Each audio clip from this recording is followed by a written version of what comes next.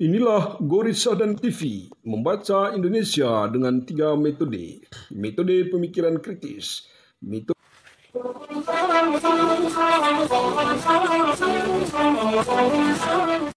Inilah Gorissa dan TV, membaca Indonesia dengan 3 metode. Metode Selamat siang kepada pemirsa Gorissa dan TV di seluruh Indonesia. Gorissa dan TV membaca Indonesia dengan 3 metode. Metode pemikiran kritis, metode pemikiran analitis, dan metode pemikiran reflektif. Nah, pemirsa Gorissa dan TV yang kami banggakan, pada kesempatan ini kita tersambung langsung dengan seorang ahli yang selama ini memiliki perhatian khusus terhadap tata kelola tambang dan energi ya. Beliau adalah Bung Emmanuel Bria.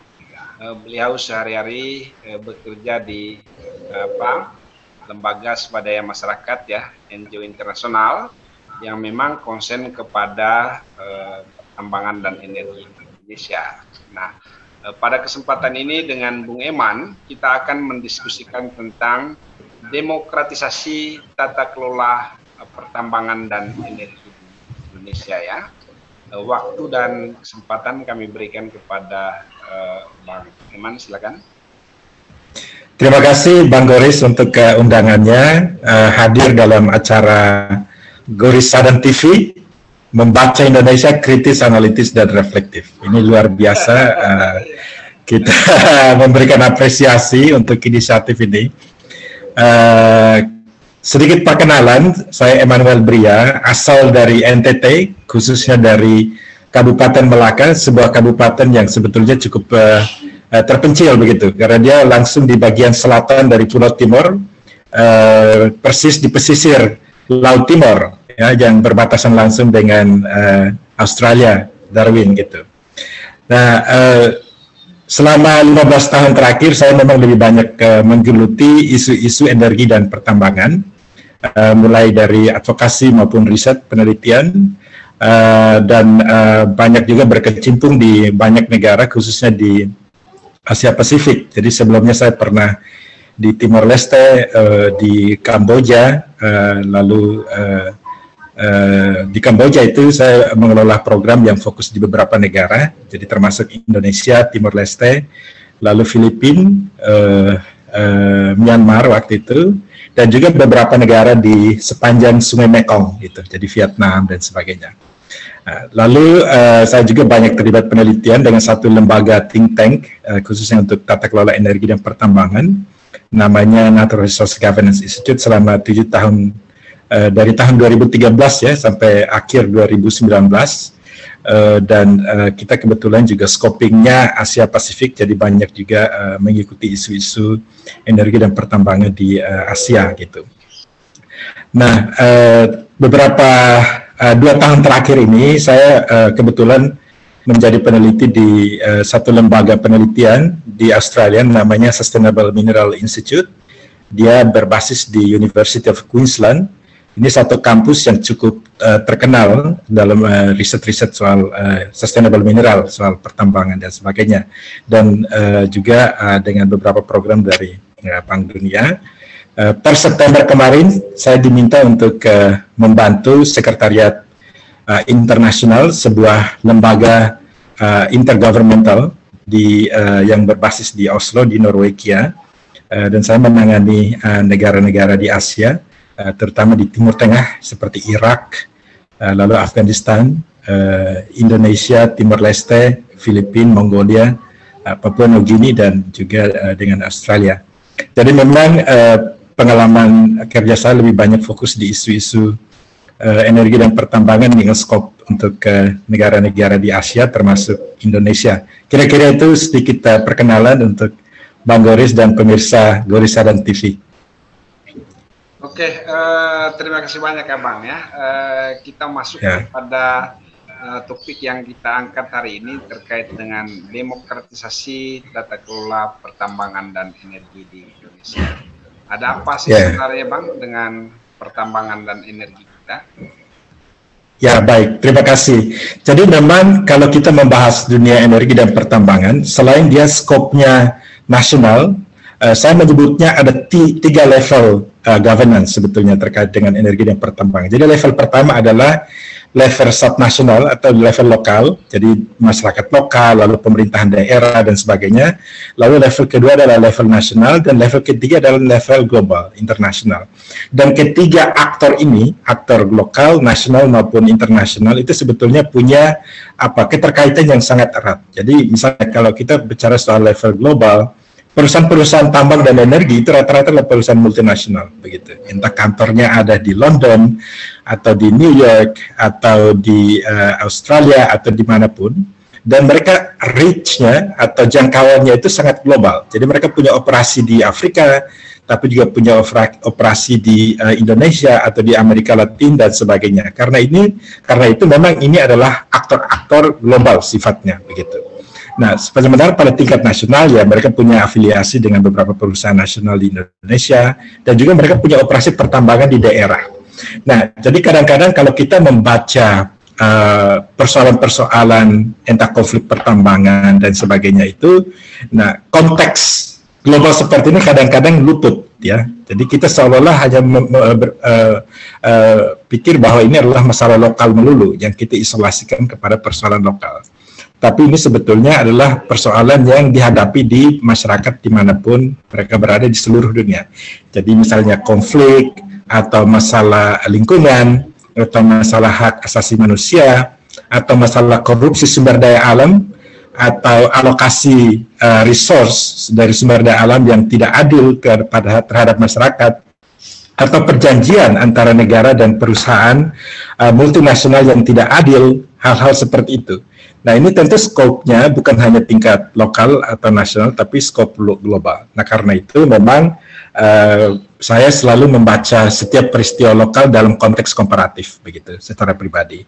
Nah, karena itu kita coba membahas masalah energi dan pertambangan Indonesia ini dengan mencoba untuk melihat apa sih sebetulnya tren dunia global yang turut mempengaruhi kebijakan-kebijakan atau masalah-masalah yang dihadapi oleh Indonesia. Jadi kalau kita membaca sejarah, ya kan, mulai dari era kolonial, era pasca kolonial, lalu sekarang kita di Indonesia mulai masuk pada era reformasi dan sebetulnya ini tidak terlepas dari yang kita sebut sebagai international events. Jadi peristiwa-peristiwa internasional gitu. Jadi ketika Soekarno melakukan nasionalisasi terhadap perusahaan-perusahaan dari Belanda, misalnya PT Timah yang beroperasi di Bangka, ini konteksnya juga ada konteks globalnya ya, ketika Soekarno menjadi presiden waktu itu dan menasionalisasi. Dan itu ada gerakan global yang kemudian berujung pada munculnya yang disebut dengan UN Declaration on Permanent Sovereignty over Natural Resources. Jadi konvensi UN tentang kedaulatan negara-negara terhadap sumber daya alamnya, begitu. Nah, karena itu ada memang satu tren pergerakan di negara-negara baik di Afrika, di Amerika Latin maupun di Indonesia, negara-negara pasca kolonial ya, seperti di Indonesia, untuk menasionalisasi perusahaan-perusahaan asing ya yang dimiliki oleh para kolonial sebelumnya, seperti di Indonesia yang dimiliki oleh Belanda, untuk menjadi perusahaan milik nasional atau milik Indonesia sendiri. Nah, sehingga tren-tren global ini sebetulnya mempengaruhi event yang terjadi di Indonesia misalnya. Atau ketika terjadi yang namanya boom sumber daya alam tahun 2000-an gitu ya, yang dalam studi resource politics itu disebut sebagai commodity super cycle. Jadi ketika harga-harga komoditas dunia itu meningkat dengan tajam karena permintaan global yang tinggi dari terutama oleh negara-negara emerging economy seperti China dan sebagainya. Nah, pada saat itu negara-negara merasa memiliki kesempatan untuk meraup lebih banyak keuntungan daripada harga komoditas yang meningkat itu. Sehingga banyak negara mengintroduksi yang namanya resource nationalism. Ya kan, jadi pajak dinaikkan dan sebagainya, dan untuk perusahaan-perusahaan itu sebenarnya nggak masalah karena dengan harga yang tinggi mereka pun tetap mendapatkan keuntungan begitu. Nah, ini kira-kira konteks bisnis energi dan pertambangan sumber daya alam itu kira-kira seperti itu. Jadi ada pengaruh dari yang disebut sebagai market forces, jadi kekuatan pasar, tetapi juga ada pengaruh rejim-rejim internasional lewat PBB misalnya, dan juga ada pengaruh dari faktor kedaulatan negara, tempat perusahaan itu beroperasi. Jadi ketika negara mulai mengintrodusir kebijakan-kebijakan atau regulasi-regulasi yang dianggap menguntungkan bagi negaranya. Nah, tentu ini pada level, kalau kita membaca ya, ini kan Gorisalan TV ini kan membaca Indonesia kritis, analitis, reflektif, ya kan? Nah, kalau kita membaca seperti ini kan sebetulnya lebih pada level institusinya, ya kan? Ada institusi negara, jadi negara mau mau mendorong kedaulatan negaranya di sektor sumber daya alam, energi pertambangan dalam hal ini. Ada aspek konteks globalnya, yaitu aktor-aktor multinational companies, perusahaan-perusahaan multinasional. Dan juga ada aktor rejim-rejim internasional yang dikeluarkan lewat lembaga seperti PBB misalnya. Nah, yang banyak kali luput dalam diskurs ini adalah masyarakatnya, gitu, citizen atau warga negaranya. Di mana posisi warga negara dalam konstelasi ekonomi politik seperti itu? Nah, ini yang sebetulnya jarang sekali menjadi perhatian, karena banyak kali perjanjian-perjanjian internasional yang dilakukan oleh negara dengan negara atau negara dengan perusahaan-perusahaan multinasional lewat kontrak dan sebagainya itu berhenti pada level negara dengan perusahaan, seolah-olah itu diasumsikan bahwa negara itu adalah sudah mewakili the best interest of the citizen of the country, ya kan? Sudah mewakili kepentingan terbaik dari negaranya ketika dia melakukan perjanjian dengan sebuah perusahaan multinasional untuk melakukan kegiatan pertambangan. Nah, tetapi faktanya kan Bang Doris sendiri tahu ya, kita banyak sekali lihat konflik pertambangan. Jadi masyarakat yang tanahnya kemudian yang dulu itu dipakai untuk pertanian, atau dulu itu adalah wilayah kehutanan. Nah, kemudian itu dijadikan sebagai tempat untuk bisnis korporasi tertentu karena negara sudah memberikan perizinan atau negara sudah berkontrak dengan perusahaan tersebut. Nah, ini yang sebetulnya yang saya sebut sebagai upaya untuk mendorong demokratisasi dalam tata kelola energi dan pertambangan, sehingga suara masyarakat lokal yang ada di mulut pertambangan maupun ada di lokasi pertambangan itu juga menjadi faktor penentu di dalam bisnis ini, gitu. Sehingga jangan sampai negara pasti mendapat keuntungan lewat pajak pastinya, perusahaan mendapatkan keuntungan, tapi masyarakat dapat apa, ya kan? Yang diderita oleh masyarakat itu efek lingkungannya, efek sosialnya dan sebagainya. Atau banyak kali mereka harus tercerabut dari tempat mereka tinggal, gitu. Nah, ini yang perlu kita terus perhatikan, sehingga negara demokratis seperti Indonesia, demokratis artinya legitimasi kekuasaan kewenangan itu berasal dari rakyat, ya, itu betul-betul diterjemahkan dalam pengelolaan tata kelola energi dan pertambangan Indonesia, begitu. Kira-kira begitu, Bang Doris. Oke, ya. Ini semakin menarik ini ya, karena memang di samping pertambangan itu membawa berkat ya, juga membawa masalah ya. Nah, kira-kira sejauh ini apa sih yang Bung Eman lihat ya, persoalan-persoalan yang terkait dengan tata kelola pertambangan di Indonesia, sehingga tata kelola ini ya perlu dilakukan demokratisasi. Ya, jadi selama ini kan bisnis pertambangan maupun energi seperti migas ini kan bisnis elit ya, dengan kapital atau modal yang besar. Dan misalnya dari sisi bisnis migas di Indonesia ini kan semua dikontrol oleh pemerintah pusat yang diwakilkan kepada SKK Migas untuk berkontrak dengan entah Pertamina atau perusahaan asing dan sebagainya. Tetapi bisnis deal seperti itu banyak kali tidak cukup informasi sampai kepada masyarakat, di mana mereka tinggal di lokasi tempat proses pertambangan itu terjadi. Nah, ini yang kita coba dorong lewat advokasi dengan berbagai macam mekanisme. Nah, secara global ada beberapa mekanisme seperti namanya Kimberley Process, ini juga muncul awal tahun 2000-an. Mungkin Bang Guru Sadam pernah nonton film Blood Diamond ya. Ya itu konteksnya di Sierra Leone. Itu orang menambang diamond untuk dijual, kemudian hasil dari diamond itu untuk membiayai konflik dan peperangan di negara-negara di Afrika.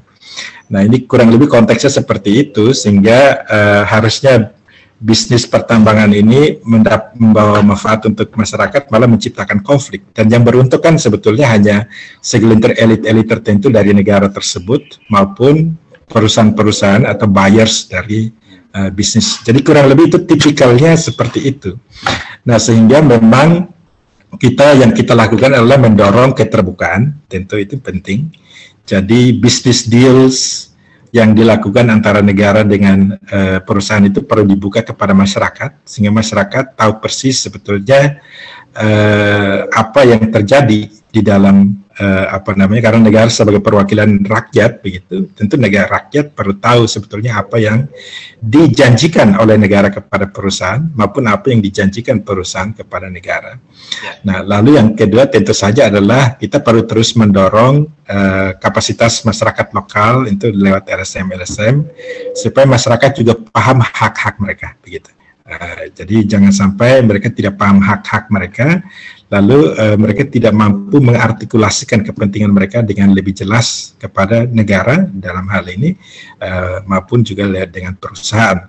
Nah karena itu muncul lagi beberapa inisiatif tempat saya bekerja sekarang namanya Extractive Industry Transparency Initiative. Ini satu mekanisme multi pihak yang terdiri dari perusahaan, negara, dan masyarakat sipil di situ. Jadi kita harapkan ini adalah forum diplomasinya masyarakat untuk mengartikulasikan kepentingan masyarakat di dalam forum multi stakeholder seperti ini, begitu. Gitu. Abang, saya pernah ke Kisar ya, mungkin itu juga ada penerbangan dari Kupang menggunakan susi air ya. Dari Kupang pada waktu itu ya. Saya melihat di lokasi di mana perusahaan itu beroperasi, kadang-kadang masyarakat sekitar itu nggak tahu apa sih yang dilakukan oleh perusahaan itu, karena mereka istilahnya menggunakan standar keamanan yang sangat tinggi ya. Ya dalam konteks itu kira-kira bagaimana sih supaya perusahaan itu atau demokratisasi di sini, apakah mungkin sebuah perusahaan di mana dia beroperasi itu bisa membuka diri kepada masyarakat setempat, apa yang bisa dia lakukan, kemudian juga ya barangkali juga melibatkan masyarakat ya, supaya masyarakat tahu persis ya apa yang bisa dilakukan oleh perusahaan-perusahaan itu. Ya ini kembali lagi kepada keberpihakan negara, ya kan? Jadi karena yang regulatornya adalah negara dalam hal ini, entah lewat kementerian ataupun sampai kepada pemerintahan daerah. Nah tentu di dalam pemberian perizinan kepada perusahaan ataupun dalam kontrak, kalau misalnya itu bisnisnya migas, nah ini ada yang namanya studi-studi AMDAL kan. Jadi yang di dalam studi-studi AMDAL itu kan sebetulnya masyarakat itu harus dilibatkan di dalam prosesnya. Tapi banyak kali yang masih kita temui AMDAL itu hanya menjadi sekedar checklist gitu kan. Oh, ini udah checklist, udah dilakukan konsultasi dengan masyarakat di daerah ini. Nah, dan sebagai checklist lalu kemudian izin dikeluarkan. Tetapi kemudian ketika bisnis itu beroperasi, masyarakat sendiri tidak tahu ini sebetulnya apa yang terjadi gitu. Dampaknya yang dialami oleh masyarakat ya banyak gitu kan, dampak-dampak negatif, ya tentu juga mungkin ada dampak positifnya juga yang perlu kita lihat. Tetapi poinnya di sini soal demokratisasi adalah bagaimana masyarakat di lingkar tambang itu punya suara gitu. Jadi mereka juga bisa ikut dalam proses didengarkan, bahkan masukan-masukan mereka juga dipertimbangkan dalam proses pemberian perizinan tambang begitu. Nah, tentu dari sisi masyarakatnya sendiri harus lebih terorganisir kan. Nah, terorganisirnya tentu lewat lembaga-lembaga yang ada di sana, entah lembaga adat ataupun lewat lembaga agama, ataupun lewat lembaga-lembaga sosial masyarakat yang lain, sehingga kepentingan-kepentingan masyarakat lokal itu bisa diartikulasikan lebih terorganisir begitu. Nah, ini yang kembali lagi soal bisnis tambang ini tidak murni urusan bisnis ekonomi, tapi ini soal, kalau dalam ekonomi politik ini kan soal power, ya kan? Siapa yang paling memiliki power yang paling besar, ya kan? Apakah negara yang paling punya power, atau perusahaan, ataupun masyarakat, gitu. Nah, ini kadang-kadang power ini tidak seimbang, ya kan? Imbalance of power itu antara masyarakat di lokasi pertambangan, negara dalam hal ini yang memberikan perizinan, dan juga perusahaan. Perusahaan tentu punya kapital, ya, power dengan kapitalnya, negara dengan kekuatan regulasi dan sebagainya. Nah, ini yang kita perlu dudukan tiga stakeholder ini, tiga aktor ini, supaya usaha pertambangan dan energi itu memang betul-betul membawa manfaat untuk masyarakat, baik masyarakat secara luas, tapi khususnya masyarakat di lingkar tambang. Itulah yang dimandatkan oleh pasal 33 kan Undang-Undang Dasar 1945, begitu, Bang Goris. Oke Bang, satu lagi pertanyaan dari Nurisa dan TV ya, terkait dengan pendekatan yang digunakan oleh pemerintah ya dalam hubungan dengan masyarakat di sekitar tambang ya. Kadang-kadang kan pemerintah menggunakan pendekatan kekerasan ya. Kira-kira apa nih rekomendasi yang bisa diberikan kepada pemerintah, kemudian kepada masyarakat ya, terutama terkait dengan tata kelola tambang di Indonesia? Ya, ini memang banyak sekali pengalaman seperti itu. Tahun lalu kita pernah bikin satu kajian singkat di daerah Kalimantan ya, tentang bagaimana peranan masyarakat sipil dan juga masyarakat lokal di dalam tata kelola pertambangan ini. Dan memang banyak kali masyarakat sipil dengan perusahaan dan pemerintahnya itu sudah terlanjur muncul ketidak saling percayaan. Jadi ada distrust, jadi ada persepsi berbeda-beda, begitu. Jadi masyarakat tidak percaya dengan perusahaan, sementara perusahaannya merasa loh kami kan sudah memperoleh izin dari pemerintah, begitu. Sementara pemerintah daerahnya sendiri tidak terlalu terbuka untuk berkomunikasi dengan masyarakat. Nah, ini masalah yang kita hadapi cukup tipikal, dan itu yang kita alami secara nyata di masyarakat sekarang. Nah, sehingga yang perlu kita dorong adalah bagaimana kita bisa menciptakan satu ruang atau forum supaya tiga aktor ini bisa saling berkomunikasi, minimal berkomunikasi dulu, sehingga bisa menemukan satu common ground, begitu. Nah, ketika sudah mulai saling berkomunikasi, lalu muncul ada sedikit trust, begitu, dan bisa bekerja sama untuk satu tujuan bersama, begitu, untuk masyarakat. Nah, perusahaan sekarang juga banyak sekali mengalami evolusi, begitu. Jadi banyak perusahaan yang sekarang mulai mengadopsi yang namanya environment, social, and governance principles, begitu. Nah, sehingga apalagi kalau dia perusahaan terbuka ya, itu biasanya mereka lebih responsif terhadap masalah-masalah seperti ini karena pengaruhnya terhadap stok mereka di stock market, begitu kan. Ada sedikit konflik terkait dengan perusahaannya, biasanya punya dampak terhadap market. Sahamnya turun ya. Harga sahamnya turun dan sebagainya. Nah, sehingga ini adalah ya, silakan. Ini Bang, saya juga kan sering juga ya dipakai oleh perusahaan ya untuk melakukan semacam community development ya. Kalau perusahaan-perusahaan yang besar ya, kayak dari Australia, kemudian dari Amerika, termasuk juga yang di Indonesia yang besar-besar, itu mereka memang memiliki kepedulian terhadap dua hal ya.